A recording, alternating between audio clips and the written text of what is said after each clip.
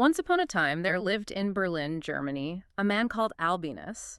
He was rich, respectable, happy. One day, he abandoned his wife for the sake of a youthful mistress. He loved, was not loved, and his life ended in disaster. Wow. I mean, that sounds like a grim little fairy tale, doesn't it? It really does. Or maybe the shortest, most brutal biography ever written. Yeah. But it's actually the opening paragraph of the book we're going to get into today. And honestly, it completely stopped me in my tracks. Mm-hmm. Usually, a thriller makes you wait. You expect to wade through chapters and chapters of buildup before you find out who makes it and who doesn't. Right. The whole point is the surprise. Exactly. But here, the author, Vladimir Nabokov, he just hands you the ending on a silver platter before you've even really started. It's such a power move, isn't it? Nabokov is basically looking you right in the eye and saying, look, I'm not here to surprise you with what happens. The disaster is a given. It's coming no matter what. It's inevitable. The real horror of this book, Laughter in the Dark, isn't in the final destination. It's in the journey. It's watching the slow-motion car crash happen, piece by agonizing piece. It feels incredibly cruel, like he's just dangling this character's fate in front of us and saying, go on, watch him squirm. You and I both know he's doomed. It is cruel. Okay. And that's really the mission for our deep dive today. We're not just looking at some messy love triangle that went wrong. No, this is much darker. We are dissecting a masterclass in cruelty. We're going to unpack how a man can be surrounded by, just blaring warning sirens, flashing red lights, everything, and still manage to see only a beautiful romance. We're talking about the art of blindness. That's it. And we should probably clarify for you right up front, when we use that word blindness, we aren't just talking about the physical kind, are we? No, not at first. Although this being Nabokov, that does eventually come into play in a very literal way. We'll get there. We will definitely get there. But the physical blindness, when it happens, it's really just the final brutal punchline to a very, very long and terrible joke. Our protagonist, Albinus, is blind from page 1. How so? He's blind because of his desire, for one. He's blind because of his ego, his sense of his own respectability, and maybe most importantly, he's blind because he treats real, messy human life like it's an art gallery. He thinks he's the curator. He thinks he's the curator, but he's actually just one of the paintings, and a badly drawn one at that. Okay, so let's walk into that gallery. We've basically got 3 main figures in this whole disaster. There's the victim, there's the weapon, and then, well, what do we call the third one? Axel Rex, the executioner. Maybe the stage manager. Mm. Or the puppeteer. I kind of like puppeteer. I like that. So let's start with the puppet himself, Albert Albinus. Right, Albert Albinus. He's not just some rich guy sitting on a pile of the money, though. He has a profession, or at least a kind of passion that really defines him. He does. He's an art critic, a picture expert. But he's got this one obsession, this project, that he calls his beautiful idea. And this beautiful idea is really key to understanding his whole psychology, isn't it? It's crucial. It explains why he fails so spectacularly as a human being. He wants to take the old masters. Specifically, he's into the Dutch school of painting, and he wants to animate them. Animate them? What is that? Are we talking like making cartoons, like Disney-fying a Vermeer? No, and that's such an important distinction. He doesn't want to create something new. He doesn't want artists to draw cartoons. He wants to hire these incredibly skilled painters to create, say, the background of a perfect 16th century tavern scene. Okay. Every detail perfect, just like the original painting. But then he wants to use cinematic trickery, stop motion, to make the little figures inside the painting move. So like the man in the corner would actually lift his mug to his lips? Exactly. Or the chicken in the doorway would peck at the ground. Yeah. He wants to bring a static, perfect image to life.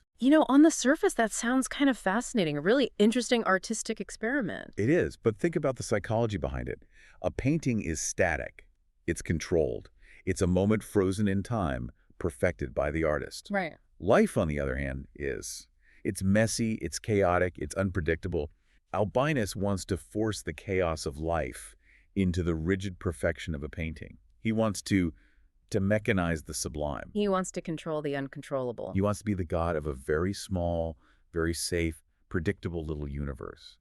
He thinks if he can just arrange all the figures and the lighting just so, he can create something beautiful that will never betray him. And the tragedy is, he tries to do the exact same thing with a person, with his mistress, Margot. That's the whole story. He sees her as a painting he can own and control. He's constantly comparing her to paintings, isn't he? Constantly. He doesn't see a struggling, ambitious, working-class girl from Berlin. He sees a face painted by Luini. He sees an old master subject come to life.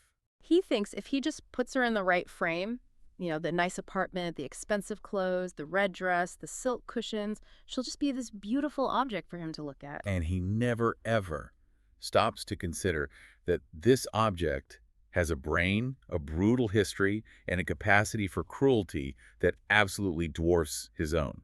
He doesn't account for the animation that's already there. Well, speaking of the object, let's talk about her, Margot Peters. Because if Albinus is the would-be curator, she is definitely the art that bites back. Margot is such a fascinating character because it's so easy to misread her at first.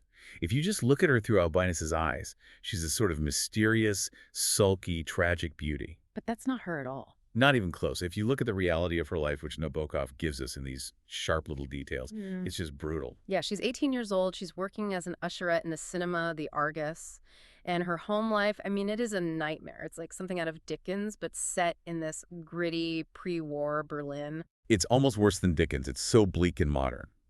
Her father is a shell-shocked house porter who has this constant nervous tic. His head is always jerking to the side. Horrible. Her mother's just callous, hits her. And her brother, Otto, is a genuine bully. There's that one detail that it's chilling. It says Otto kicks her so skillfully that she fell against a sewing machine. So skillfully. That's the word that gets you. It's practice. It's practiced. It tells you that violence isn't an event in her house. It's part of the atmosphere. It's the air she breathes. So Margot is absolutely not some innocent flower waiting to be plucked. No, she's a survivor. She's a product of a really rough environment. And she's already been through a lot. She's already been abandoned by her first lover, a man she knew as Miller. We'll come back to him. We will. She's had to sleep with men for money just to get by. She's modeled naked for artists. And the book describes her as being bored out of her mind, just scanning the room for the next best-looking, or maybe the richest-looking, man to latch onto. So when Albinus shows up, this soft, wealthy, older man with what the book calls a slowish mind, he thinks he's the great conqueror. Yeah, he thinks he's rescuing this poor, beautiful damsel from her sad little life. And that's his first and maybe his biggest moment of blindness. It really is. He thinks he's the cat and she's the mouse. But the text makes it pretty clear that the mouse is actually the trap. Margot plays him perfectly right from the very first moment they meet. And we have to talk about that meeting because it happens quite literally in the dark. It does. Albinus just wanders into this small cinema. It's called the Argus. The Argus. Now that name rings a bell, doesn't it? It should. Argus Panoptes from Greek mythology. The giant with 100 eyes. The all-seeing is such a brilliant, cruel piece of irony from Nabokov.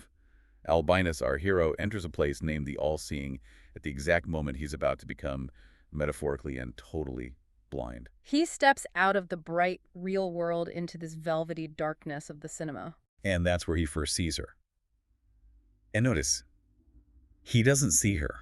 He sees an effect of light and shadow. Right. The details are so specific. The oval beam from her flashlight, the purple curtain she pulls aside. Her Luini-esque eyes just illuminated for a second in the gloom. He is instantly captivated, but not by her personality. He hasn't even spoken to her. He's captivated by the image. It's pure cinema. It's a projection on a screen. He goes back, 3 times? He's essentially stalking her. He is. He's completely obsessed. He sees her face as this masterpiece that some great artist painted. He's projecting his whole career, his art criticism, onto a living, breathing person.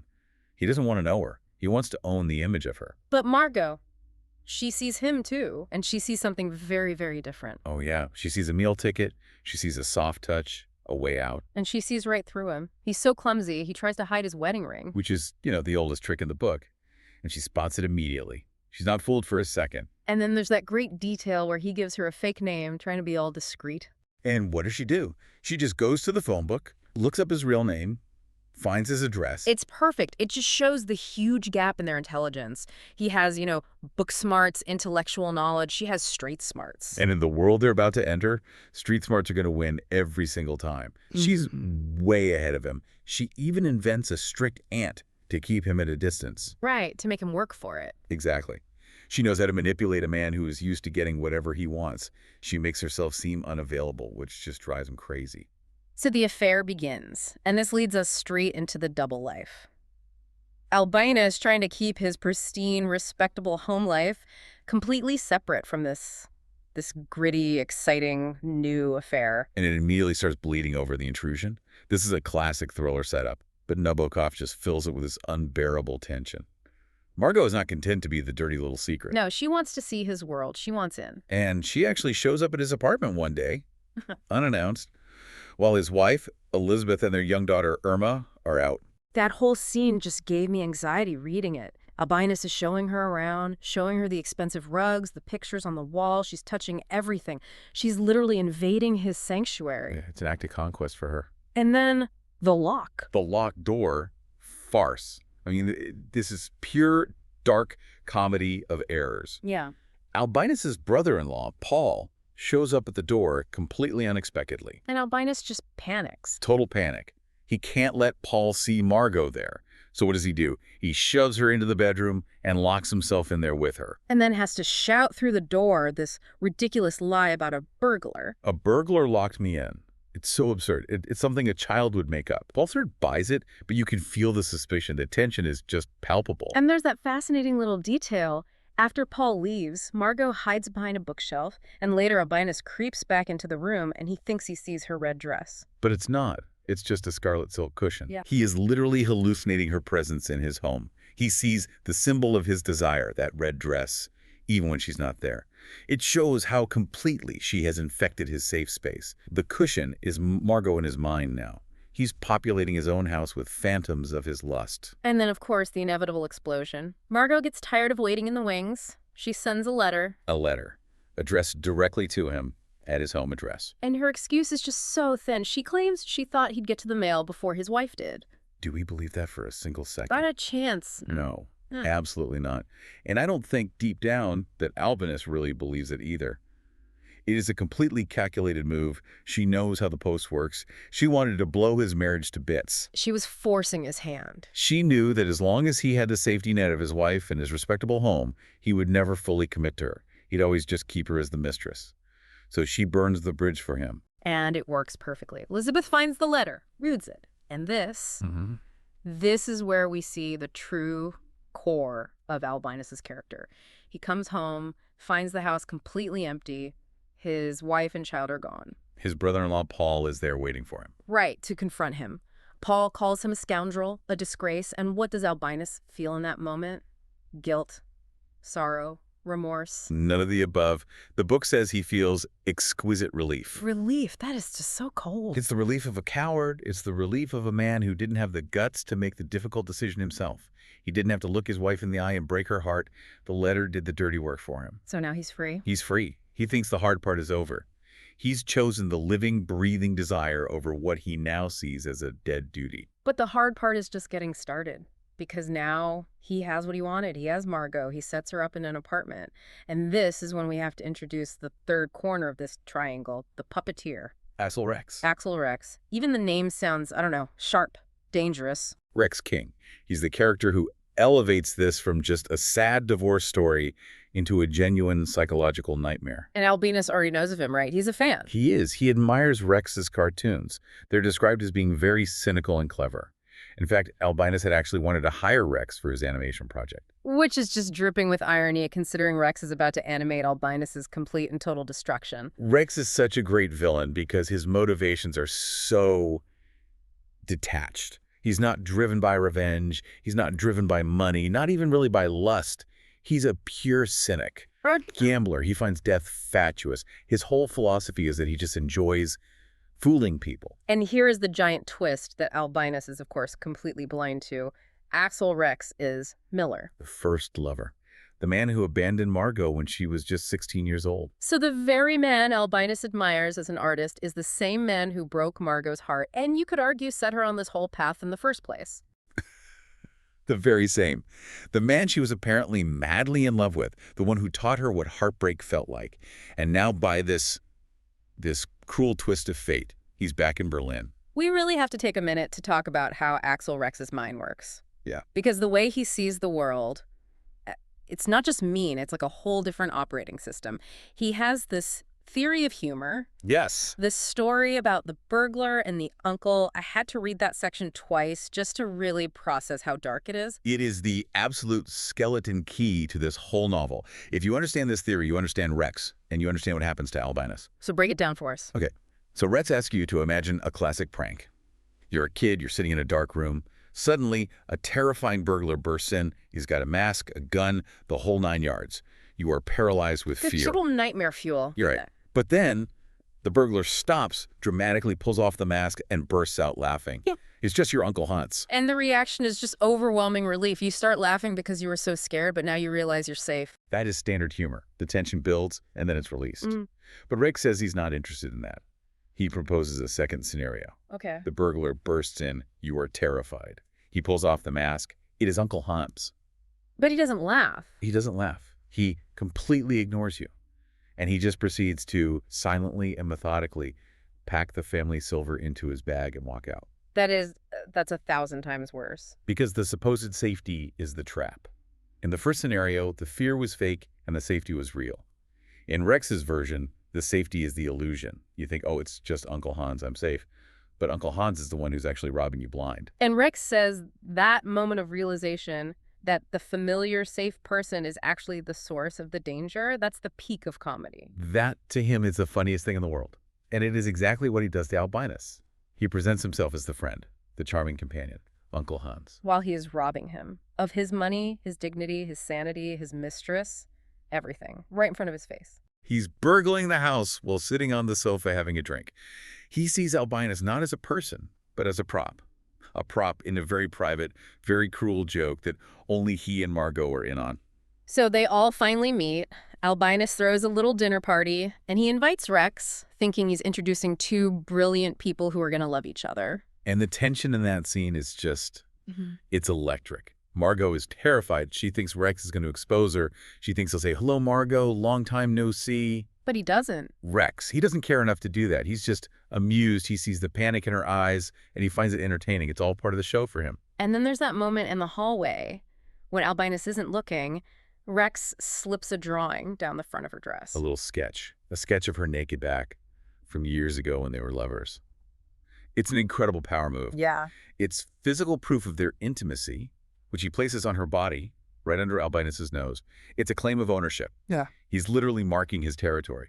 And Albinus is just standing a few feet away, completely oblivious, probably thinking, oh, I hope these two new friends of mine are getting along well. He is so completely and utterly blind. He thinks he's the star of this romantic drama, introducing his brilliant friend to his beautiful mistress. He has no idea that he is just the third wheel in a history that is much deeper and much, much darker than anything he could ever imagine. And from here, they start to get really dark. This moves us into what's probably the most tragic part of the book. It's about Albinus's daughter, Irma. Yeah, this is the emotional bottom of the story, I think. This is where the dark comedy stops having any comedy in it at all and just becomes purely, horribly tragic. It starts at an ice hockey match. Albinus, Margot, and Rex all go together. And who does Albinus spot in the crowd? His brother-in-law, Paul, and his little girl, Irma. And he's terrified of being seen, isn't he? He's hiding his face behind his program. He's cowering. He's deeply ashamed. Meanwhile, Margot, sitting next to him, is just furious. She sees the family as the enemy. She starts demanding that Albinus get a divorce right there in the box. She's jealous of a child. She's insanely jealous. She feels that as long as Irma exists, Albinus will always have a tie back to his old life, to his wife. She wants that tie severed completely. And then shortly after this, Irma gets sick, pneumonia. Yes, and the illness progresses very, very quickly.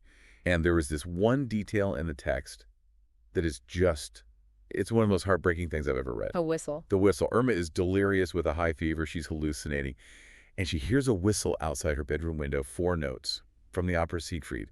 And it's the special secret whistle that her father always used to let her know he was home. So she thinks he's coming. She thinks he's right outside, coming up the stairs to save her. But the text tells us, yeah, yes, it was Albinus whistling. But it wasn't for her. It wasn't for her. He was standing on the street below, whistling up to the window of his new apartment for Margot, or maybe waiting for Rex. He was physically right there, feet away from his dying daughter. But he never came in. He never came up. Oh, that destroys me. She dies thinking her father is just outside the door and he never comes. It perfectly illustrates the two parallel lives he's trying to lead. He is physically so close to his duty, to his child, but emotionally he's in another universe. And the reason he doesn't know how sick she is. Paul tries to tell him, doesn't he? Paul actually goes to Albinus' new flat to say, your daughter is dying, you need to come now. And this is the moment where Margot and Rex cross a line into being truly monstrous. Margot immediately starts screaming that it's a trap. A trap. She thinks Paul is lying, that it's a trick to get Albinus back into the clutches of his wife. She absolutely forbids him to go. She's just desperate. She's terrified she's going to lose him and her new life. She is protecting her investment. But Rex's behavior is even worse in a way. He helps her. He physically stands in Paul's way. At one point, he accidentally spills a box of cough drops all over the floor just to create chaos and delay things. It's a game to him. It's just a game. He doesn't care about the dying child one way or the other. He just cares about the drama of the moment. Yeah. He wants to see if he can successfully manipulate Albinus into staying put. It's another one of his cruel little experiments. And Albinus, he delays, he listens to them, he dithers, he hesitates. And by the time he finally gets to his old house... He's too late. Irma is gone. Yeah. The only thing he sees is what the book calls a little dead face and a missing milk tooth. You would think this would be the wake-up call to end all wake-up calls. You'd think he would look at Margot and see this monster who kept him away from his dying child. And he almost does. For a moment, he almost breaks free. He goes to the funeral. He stands beside his grieving wife. He feels the pull of his old life, the gravity of what he's done. He even considers leaving Margot. He does. He thinks about it seriously. He mentally packs a bag. But then he goes back to the apartment. Why? After all that, why does he go back? He looks at her while she's sleeping, at her beautiful face. And the text says he makes a conscious choice. He chooses the living desire over the dead duty. Wow. He can't face the grayness and the pain of grief. He needs the drug. He needs the color and the excitement of Margot's beauty. He is a full-blown addict.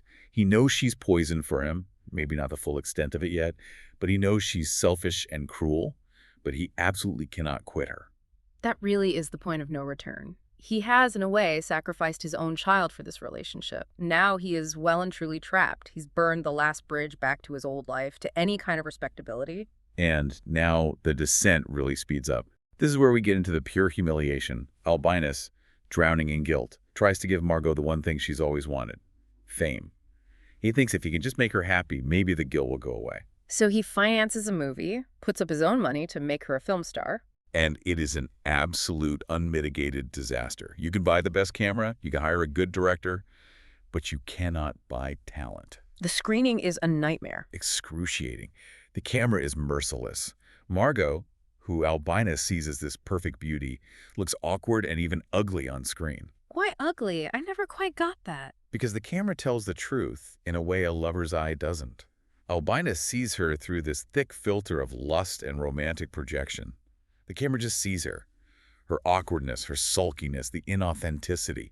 There's that horrible scene where she's supposed to be having this big tragic moment and she just wipes her hand on her dress and the entire audience bursts out laughing. That must have just destroyed her. It shatters her ego. It's a public humiliation on a grand scale. And Albinus, in his usual clumsy way, tries to comfort her, says all the wrong things, and she just turns on him. She demands he marry her. As compensation. She basically says, you made me look like a fool in that movie, so now you owe me. You have to make me your wife. And then, to try and cheer her up after this whole fiasco, they plan a trip to the south of France. Just the two of them. But it's not just the two of them, is it? No. Guess who invites himself along for the ride? Axel Rex. He generously offers to be their driver. He becomes the official friend of the family. And this dynamic, it's just the most uncomfortable thing in the world to read. This little threesome, traveling together in a fancy car. Albinus pays for everything, of course. Rex drives, and Margot sits in the middle. And right there, in that car, Rex and Margot resume their affair. Or at least their bizarre, cruel intimacy, right under Albinus's nose. The text is a little ambiguous about how physical it is at first. It is. And with Rex, it's not always about the physical. He's a strange man. He doesn't necessarily want sex from her. He wants power. He wants the joke to continue. They're speaking in code. Constantly. They're mocking Albinus to his face, using these little inside jokes and double entendres that he doesn't understand. They're holding hands in the back seat while Albinus is dozing next to them. He is the blind man in every sense of the word, long before he loses his actual sight. He's blind to the fact that he's the butt of a joke he's paying for. So they go on this road trip from hell. They end up in a town called Rougenard at this fancy Moorish-style hotel. And this is where we get the bathroom incident, which is this scene of pure, awful farce and mounting terror. Right. Margot and Rex are in the bathroom that connects their rooms, supposedly taking turns, but they're in there together. And Albinus is in his bedroom, and he hears the sound of the bath overflowing, water running everywhere. He immediately thinks Margot has fainted, that she's drowning. He starts pounding on the door. He's frantic, screaming her name. And they're in there, together, scrambling. Margot finally opens the door, and she has this lame excuse about falling asleep in the tub. Another lie. Another lie. And it's a near miss, a moment where he could have discovered everything.